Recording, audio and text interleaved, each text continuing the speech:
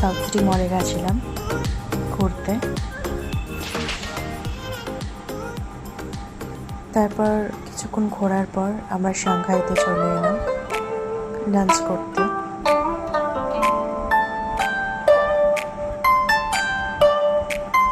তো শ্যামবাজারের আউটলেটে first time, অ্যাম্বিয়েন্সটা প্রচণ্ড ভালো ছিল।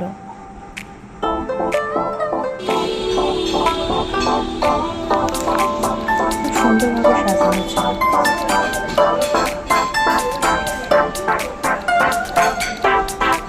আমি অর্ডার করেছিলাম অনেক কিছু, ঠিক নেওয়া হয়নি।